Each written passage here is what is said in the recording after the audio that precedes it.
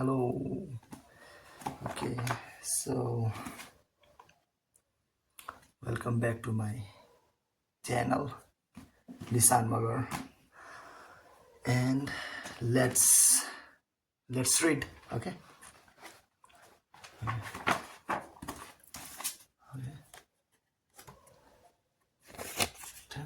Bookmark, bookmark, bookmark, bookmark. Okay.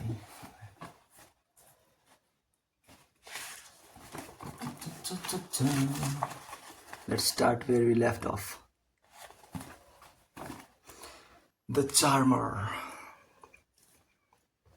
Charm is seduction without sex.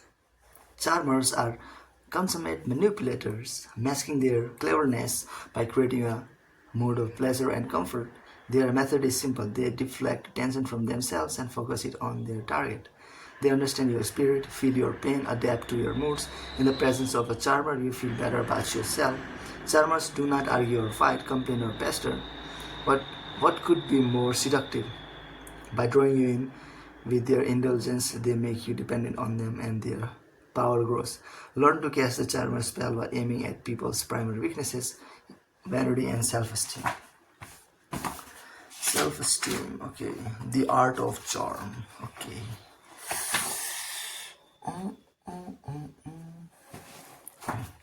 The art of charm.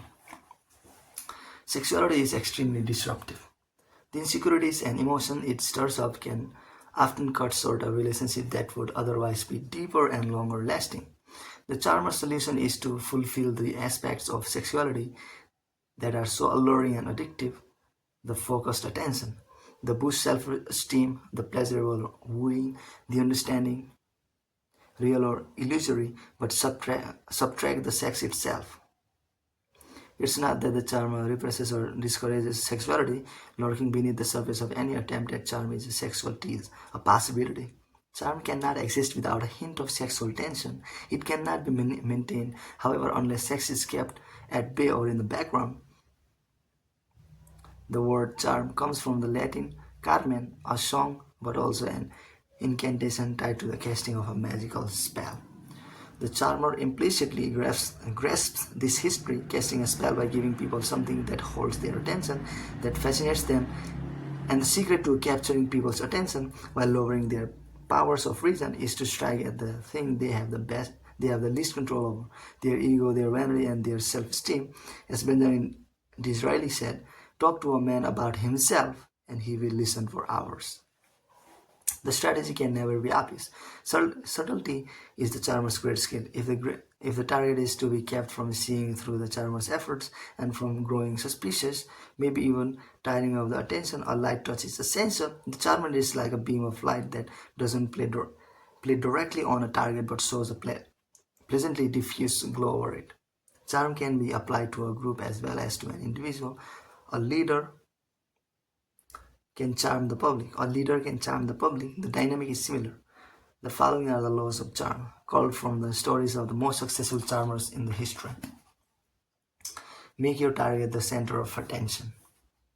Charmers fade into the background. Their targets become the subject of their interest. To be a charmer, you have to learn to listen and observe. Let your targets talk, revealing themselves in the process.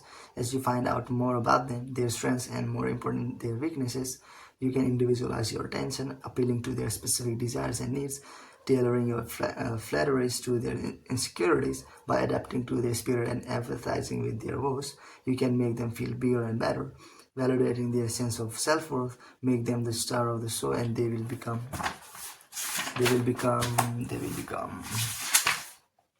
addicted to you and grow dependent on you. On a mass level, make gestures of self-sacrifice, no matter how fake, to show the public that you share their pain and are working in their interest. Self-interest being the public form of egotism. Being the public form of egotism. Be a source of pleasure. No one wants to hear about your problems and troubles. Listen to your target's complaints, but more important, distract them from their problems by giving them pleasure. Do this often enough and they will fall under your spell. Being lighthearted and fun is always more charming than being serious and critical. An energetic presence is likewise more charming than lethargy, which hints at boredom, an enormous social taboo, and elegance in style will usually win out over vulgarity, since most people like to associate themselves with whatever they think elevated and cultured. In politics, provide illusion and myth rather than reality. Instead of asking people to sacrifice for their greater good, talk of grand moral issues, an appeal that makes people good and will translate into words and power. Bring antagonism into harmony. The court is a cauldron of resentment and envy where the sources of a single brooding Celsius can quickly turn into a conspiracy.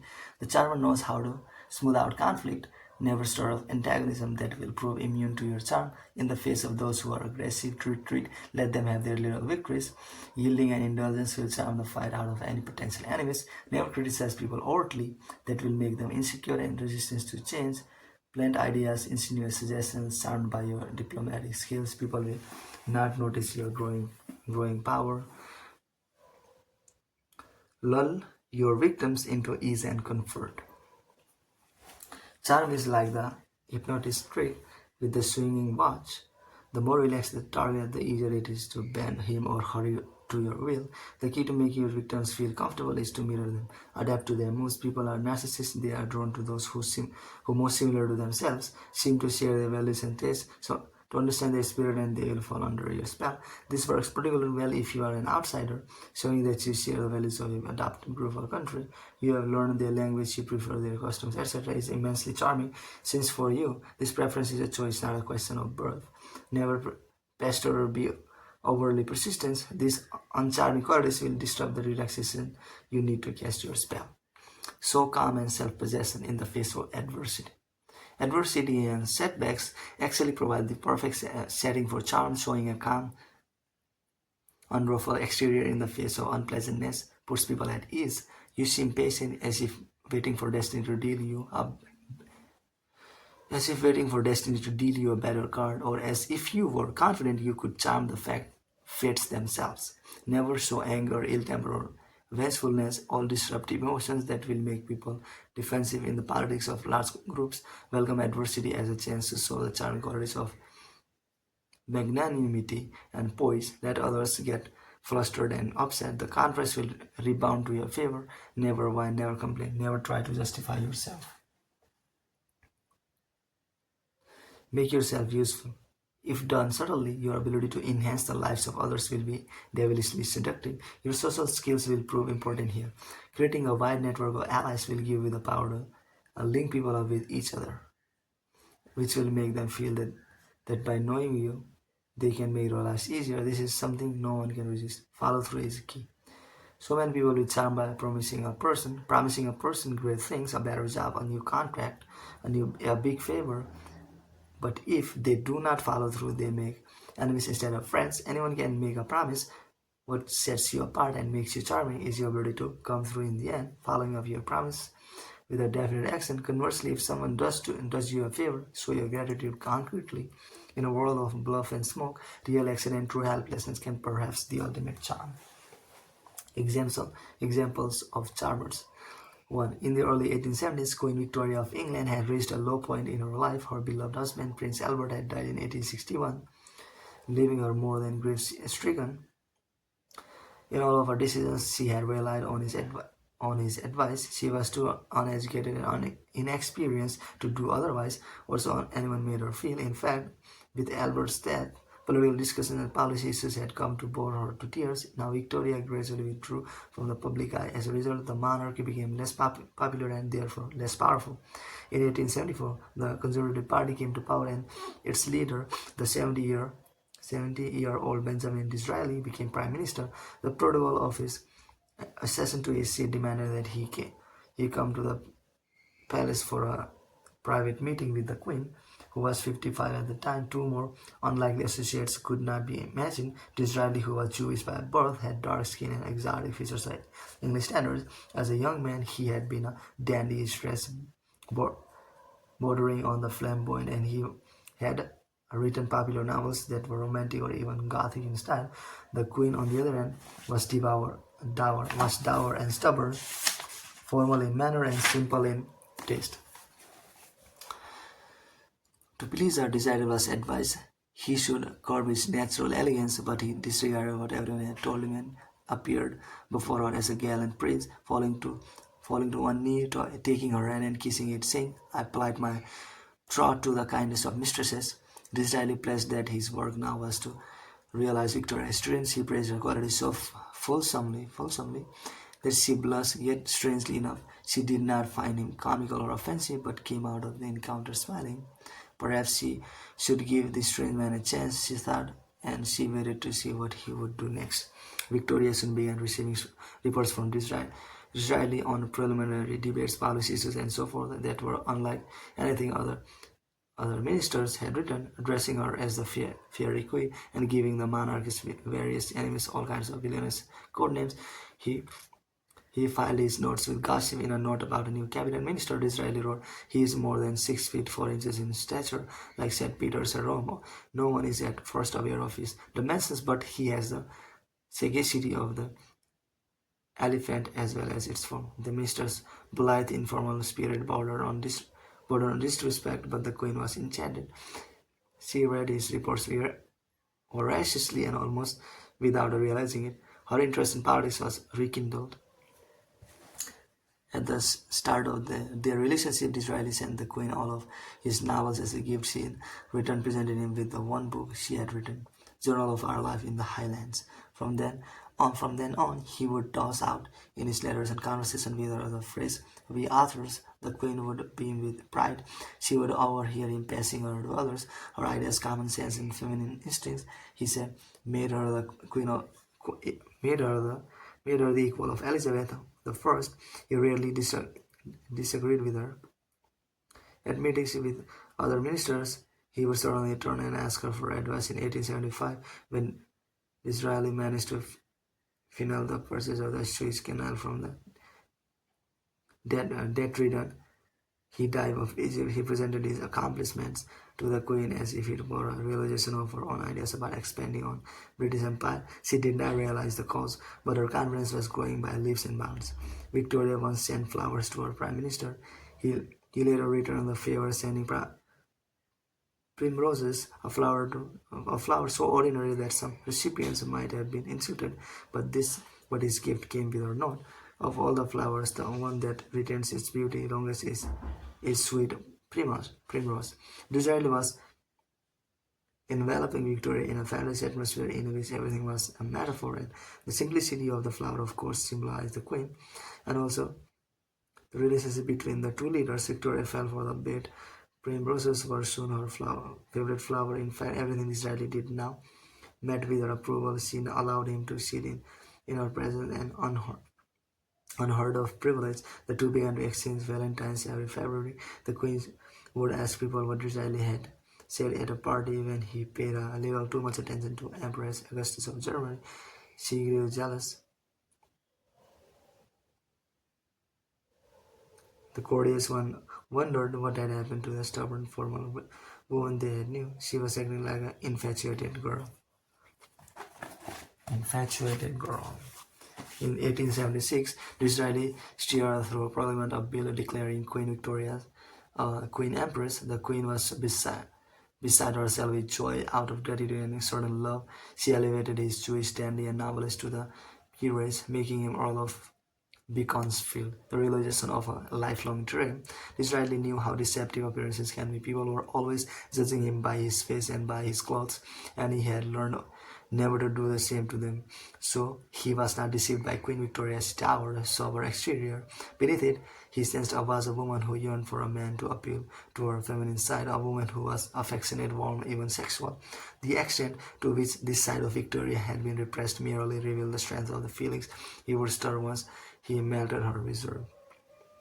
Disraeli's approach was to appeal to two aspects of Victoria's personality that other people had squashed, her confidence and her sexuality. He was a master at flattering a person's ego. As one English princess remarked, "When I left the dining room after sitting next to Mr. Gladstone, I thought he was the cleverest man in England." But after sitting next to Mr. Disraeli, I thought I was the cleverest woman in England.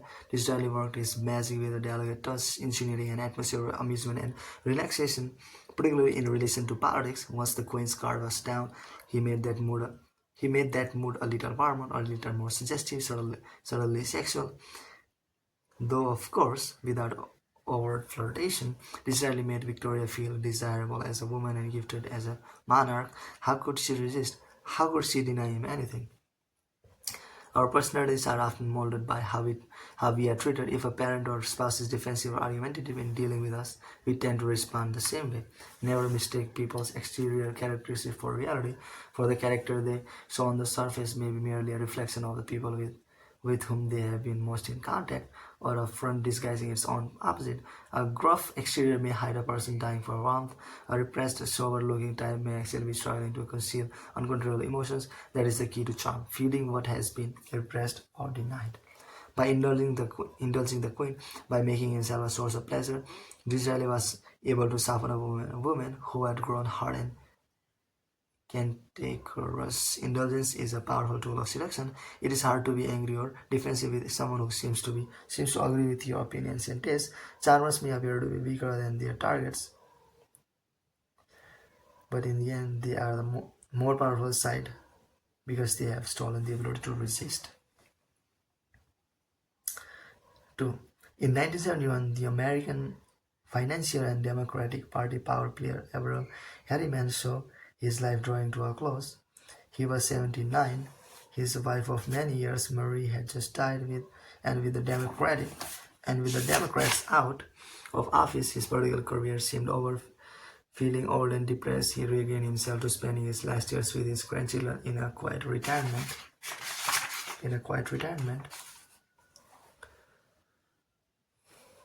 A few months after Mary's death, Harriman was talked into attending a Washington party. There he met an old friend, Pamela Churchill, whom he had known during World War II in London, where he had been sent as a personal envoy of President Franklin D. Roosevelt. She was 21 at the time and was the wife of Winston Churchill's son, Randolph. There had certainly been more beautiful women in the city, but none had been more pleasant to be around. She was so attentive, listening to his problems, befriending his daughter. They were the same age and calming him whenever he saw her. Marie had remained in the States and Randolph was in the army. So while bombs rained on London, Averell and Pamela had begun an affair, and in the many years since the war, she had kept in touch with him. He knew about the breakup of her marriage and about her endless series of affairs with Europe's wealthiest playboys. Yet he had not seen her. Since his return to America and to his wife. He had a strange coincidence to run into her at this particular moment in his life. At the party, Pamela pulled Harriman out of his cell, laughing at his jokes and getting him to talk about London in the glory days of the war.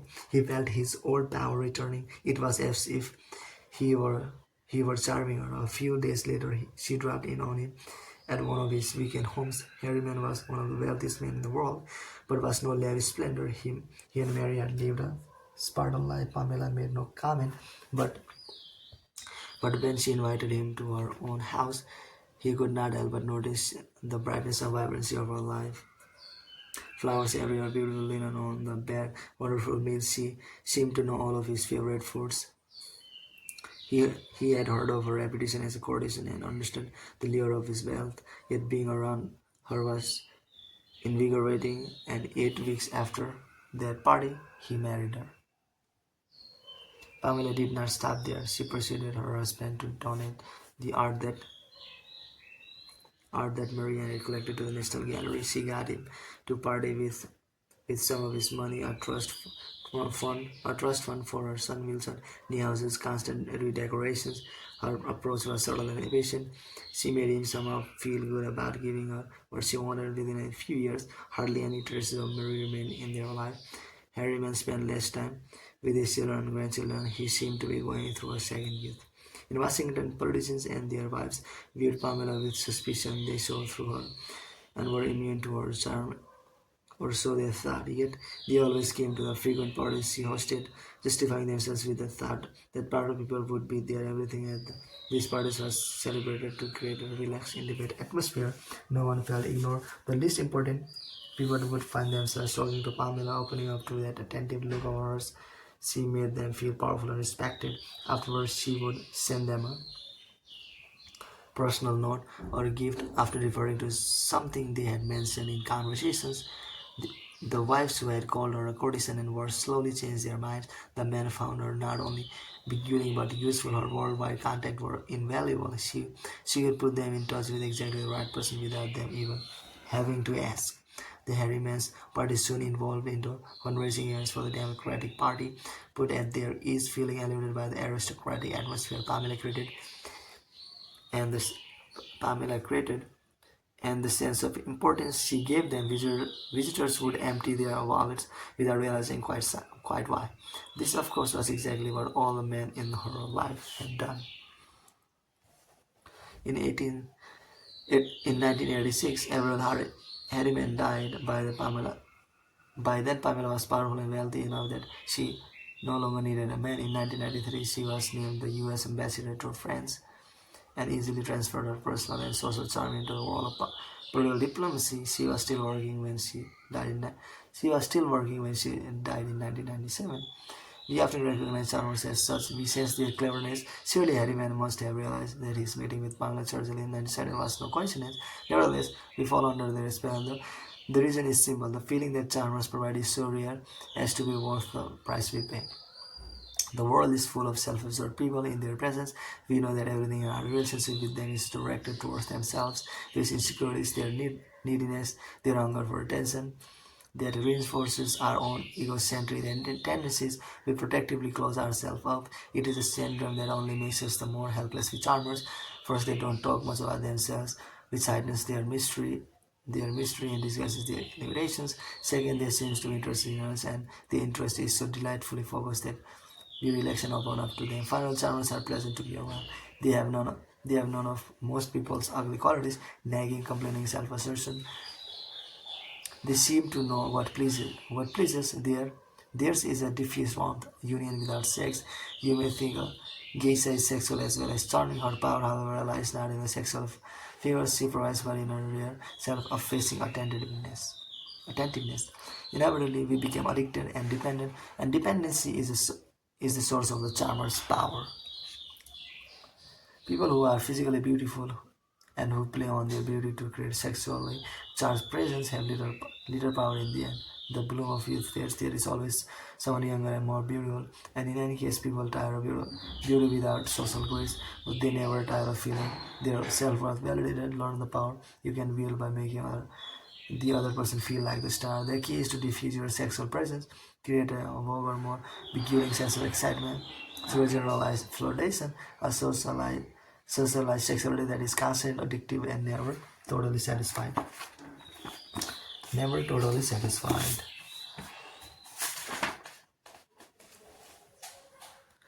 3. In December of 1936, Chiang Kai-shek, leader of the Chinese nationalists, was captured by a group of his own soldiers who were angry with his policies. Instead of fighting the Japanese, who had just invaded China, he was continuing his civil war against the communist armies of Mao Zedong. The soldiers saw no threat in Mao. Chiang had almost annihilated the communists. In fact, they believed he should join forces with Mao against the common enemy. It was the only patriotic thing to do.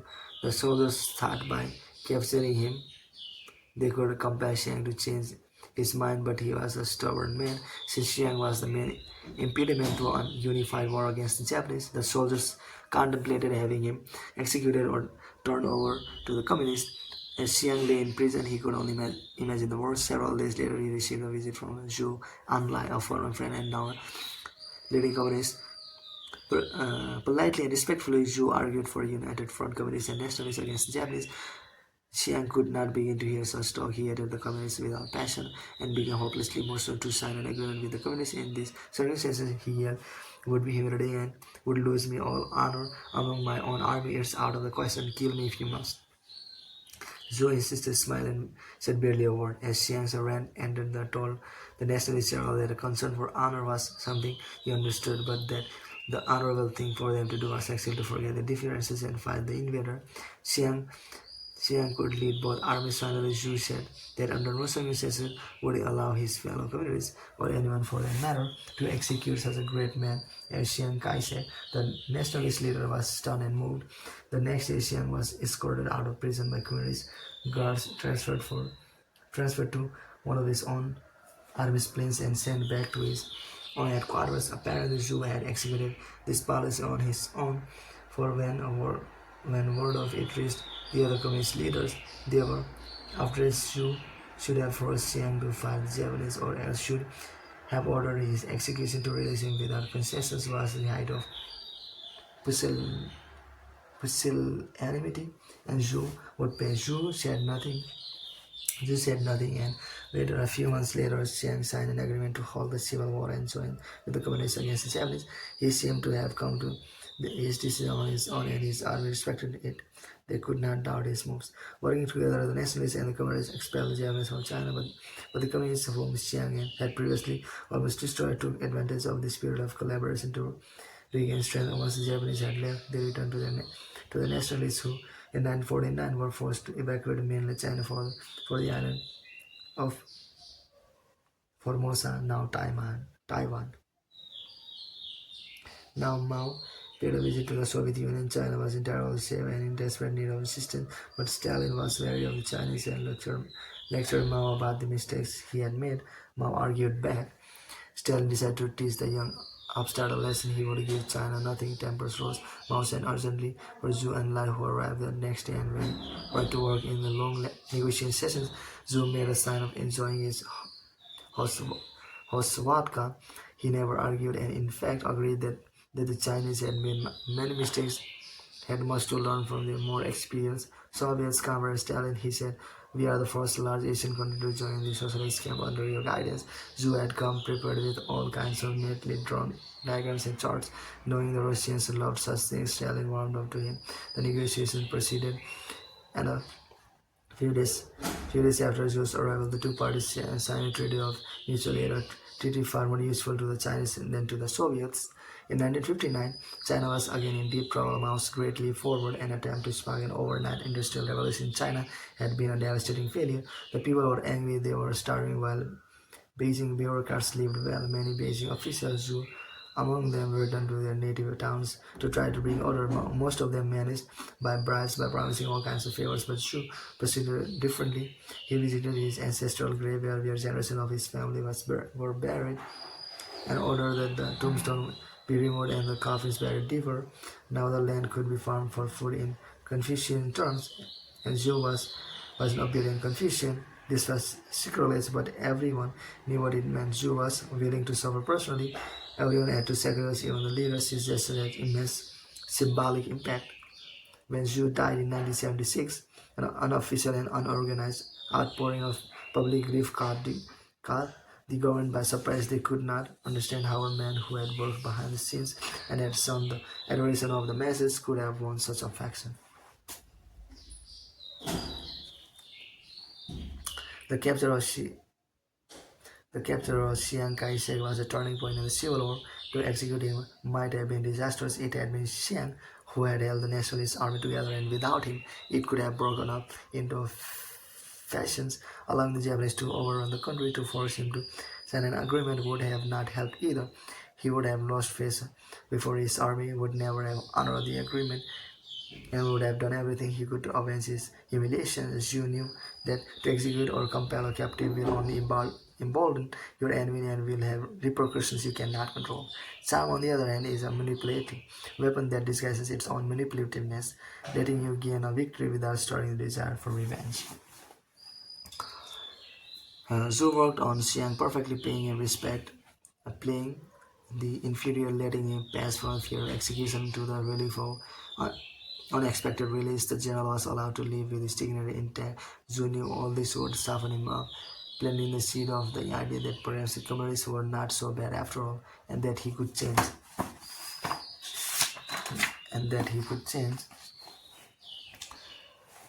his mind about them without looking, and that he could change his mind about them without looking weak, particularly if he did so indeed independently rather than while he was in prison. So apply the same philosophy to every situation. Play the inferior, unthreatening, and humble. What will this matter if in the end you get what you want? Time to recover from a seal or a treaty, the goodwill of the masses. Time is the greatest weapon you have. Patiently keep in mind a long-term goal, and neither person nor army can resist you. And charm is the best way of playing for time, of widening your absence in any situation. Through charm, you can seduce. Through charm, you can seduce your enemy into backing off, giving you the psychological space to plan an effective counter strategy. The key is to make other people emotional while you remain detached. They may feel grateful, happy, moved, arrogant. It doesn't matter as long as they feel. An emotional person is a distracted person. Give them what they want, appeal to their self interest, make them feel superior to you. When a baby has grabbed a sharp knife, do not try to grab it back. Instead, stay calm, offer candy, and the baby will drop the knife to pick up the tempting morsel you offer. For in 1764, Empress Elizabeth of Russia had died, and her nephew ascended to the throne as Caesar Peter III. Peter had always been a little boy at heart. He played with the toy soldiers long past the appropriate age, and now as Caesar, he could finally do whatever he pleases in the world. Be damned. Peter concluded a treaty with Frederick the Great that was highly favorable to the foreign ruler. Peter adored Frederick, and particularly the disciplined way his Persian soldier masked. This has practical debacle, but it mattered so emotional and adequate. Peter was even more offensive. He refused to probably mourn his aunt, the Empress, resuming his war games and parties. A few days after the funeral, what a contrast he was to his wife, Catherine. She was respectful during the funeral, was still wearing black months later, and could be seen at all hours beside Elizabeth's tomb, praying and crying. She was not even Russian, but a German princess who had come east to marry Peter in 1745 without speaking a word of the language. Even the lowest peasant knew that Catherine had converted to the Russian Orthodox Church and had learned to speak Russian with incredible speed and beautifully. At her, they thought she was more Russian than all of those fafs in the court. During these difficult months, while Peter offended almost everyone in the country, Catherine discreetly kept lower Gregory Orlov, a lieutenant in the guards. It was Dora Orlov that that word spread of her pity, her patriotism, her worthiness for rule. How much better to follow such a woman than to reserve Peter, than to serve Peter. Late into the night, Catherine and Orlov would talk, and he would tell her the army was behind her and would argue her to stage a coup. She would listen attentively, but would always replay that this was not the time for such things. Orlo wondered himself, perhaps she was too gentle and passive for such a great step. Peter regime, Peter's regime. Peter's regime was repressive, and the arrest and execution piled up. He also grew more abusive towards his wife, threatening to divorce her and marry his mistresses. One drunken evening, driven to distraction by Catherine's silence and his inability to provoke her, he ordered her arrest. The news spread fast, and Orlo hurried to warn Catherine that she would be imprisoned or executed unless she acted fast. This time Catherine did not argue. She put on her simplest mourning gown, left her hair half undone, followed Orlo to a waiting carriage, and rushed to the army barracks. Here the soldiers fell to the ground, kissing the hem of her dress. They had they had heard so much about her, but she had never seen her in person, and she seemed to them like a statue of Madonna come to life. They gave her an army uniform, marveling at how beautiful she looked in men's clothes, and set off under Orlov's command for the Winter Palace. The procession grew as it passed through the street of St. Petersburg. Everyone applauded Catherine. Everyone felt that Peter should be dethroned. Soon priests arrived to give Catherine their blessing, making the people even more excited. And And through it all, she was silent and dignified as if all were in the hands of fate. When news reached Peter of this peaceful rebellion, he grew hysterical and agreed to abdicate. That every night Catherine became impressed without a single battle, even a single gunshot. As a child, Catherine was intelligent and spirited. Since her mother had wanted a daughter who was obedient rather than dazzling, and who would therefore make a better match, the child was subjected to a constant barrage of criticism against which she developed a defense. She learned to seem to defer to other people totally as a way to neutralize their aggression. If she was patient and did not force the issue, instead of attacking her, they would fall under her spell. When Catherine came to Russia at the age of 16 without a friend or ally in the country, she applied the skills she had learned in dealing with her difficult mother. In the face of all the court monsters, the imposing Empress Elizabeth, her own infantile husband, the endless schemers and betrayers she had deferred, waited, and charmed. She had long wanted to rule as empress and knew how hopeless her husband was. But what good would it to do? But what good would it do to seize power violently, laying a claim that some would certainly see as illegitimate, and then have to worry endlessly that she would be dethroned in turn? No, the moment had to be ripe, and she had to make the people carry her into power. It was a feminine style of revolution. By being a passive and patient, Catherine suggested that she had no interest in power. The effect was soothing charm. There will always be difficult people for us to face. The chronic, the chronically insecure, the hopeless stubborn, and the hysterical complainers. Your ability to disarm these people will prove an invaluable skill. You do have to be careful. Careful though, if you are passive, they will run all over you. If assertive, they will make their monstrous colors worse. Seduction and charm are the most effective counter weapons. Outwardly, the graces adapt to their every mode, enter their spirit inwardly, calculate and wait. Your surrender is a strategy, not a way of life. When the time comes, and inevitably will, the table will turn, their aggression will land them in trouble, and that will put you in a position to rescue them, regaining superiority. You could also decide that you had enough and consign them to oblivion. Your charm has prevented them from foreseeing this or growing suspicious. A whole revolution can be enacted without a single act of violence, simply by waiting for the apple to ripen and fall. Symbol: the mirror. Your spirit holds a mirror up to others. When they see you, they see themselves, their values, their tastes, and even their flaws. Their lifelong love affair with their own image is comfortable and hypnotic. So feel it. No, no one No one ever sees what is behind the mirrors. No one ever sees what is behind the mirrors. Dangers. There are those who are immune to a charmer, particularly cynics and confident types who do not need validations.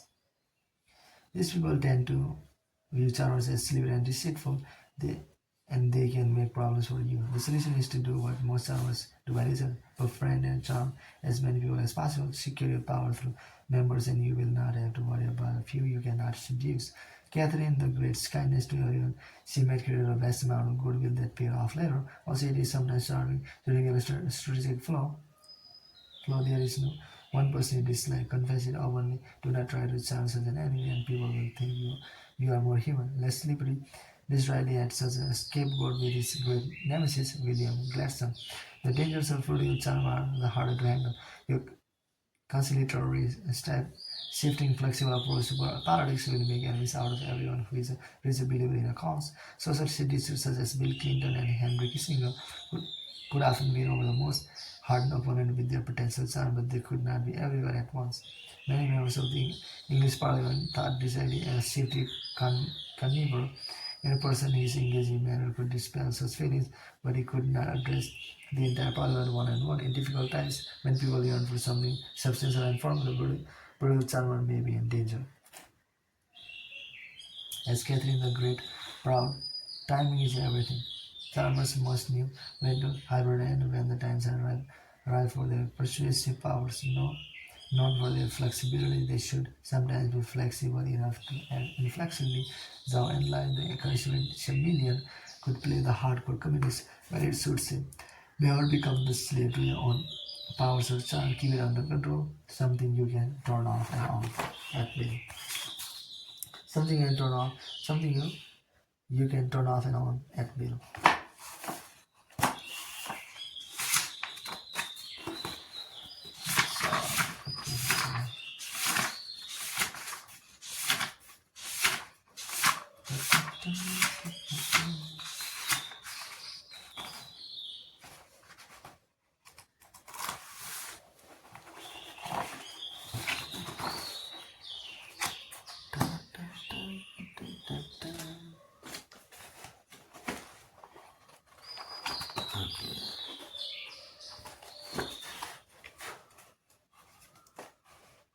Stop feeling down deep in my soul that I trust in. The sun on my way. Why they can't sustain. Tomorrow is charismatic. The charismatic. Charisma. Charisma is a presence that excites us. It comes from an inner quality, self-confidence, sexual energy, sense of purpose, contentment that most people lack among. This quality is serious outward, permeating the gestures of charismatics, making them seem extraordinary and superior and making us imagine there is more to them than meets the eye. They are gods, saints, stars. Charismatics can learn to heighten their charisma with a piercing yet fiery oratory, an air of mystery. They can seduce on a grand scale, learn to create the charismatic illusion by radiating intensity while remaining detached.